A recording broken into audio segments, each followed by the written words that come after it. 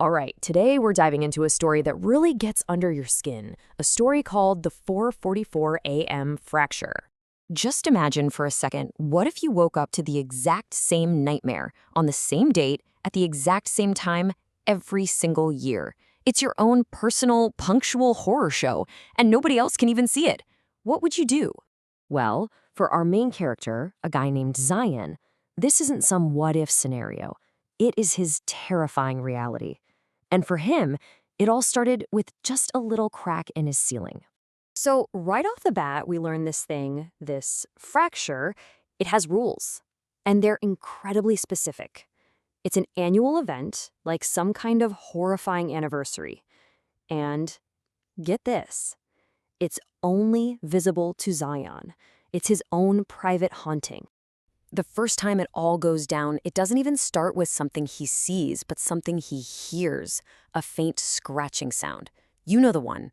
That sound that just makes your skin crawl, fingernails dragging across wood, coming from right over his head.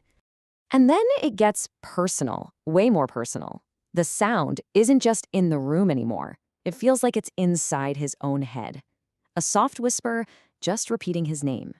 Zion, Zion. Over and over again. Talk about an invasion. So, what do you think in that moment? Zion's first instinct is the same as yours or mine probably would be. This has to be a dream. But when he jolts up and flips on the light, poof, it's gone. The crack, the sounds, everything vanishes without a trace. And right away, he's forced to wonder, am I going crazy? But this wasn't a one-and-done kind of deal. Oh, no. The real terror here was that it kept happening. And worse, every year it escalated.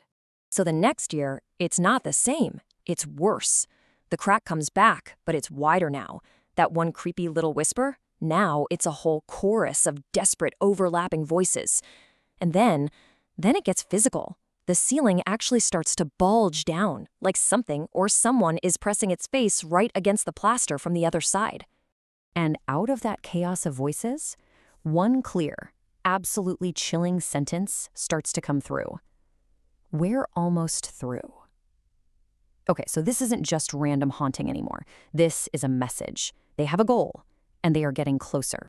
I mean, how many years of this escalating nightmare can a person take? Zion finally reaches his breaking point.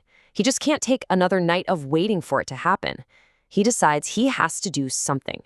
This is going to be the final night. And so as the crack appears this time, he doesn't hide under the covers. He doesn't wait for it to just go away. He actually climbs up onto his bed, moving towards the very thing that's been tormenting him. He makes a choice. Right then and there. He reaches up, his hand getting closer and closer to the fracture that has haunted his life for years. This second his fingers make contact, bam! The barrier just breaks. The crack splits wide open, and it doesn't reveal an attic or the roof, but a void. A darkness that's somehow deeper than night. And out of that darkness, dozens of pale, skinny hands come pushing through, clawing at the air in his room. And just when you think it can't get any crazier, all the chaos, the hands, the voices, it all just stops. Dead silence.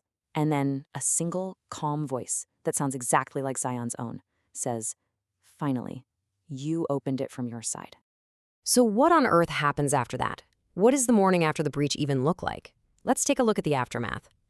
The next day, the sun comes up, the room is perfectly fine, there's no crack, no damage, no sign that anything ever happened. Everything is completely normal, except Zion is gone. He's just vanished, without a trace. But here's the real gut punch. The horror isn't over. It didn't end with him. It just reversed. Where before a presence wanted in, now a presence wants out. Where Zan's name was whispered to him, now it's Zan's voice on the other side, whispering someone else's name. He went from being the victim to being the lure. Which leaves us with this one final chilling question. The cycle is still going, but now Zion is part of the nightmare, calling out from that darkness to someone new. So the only thing left to wonder is, whose name is he whispering next?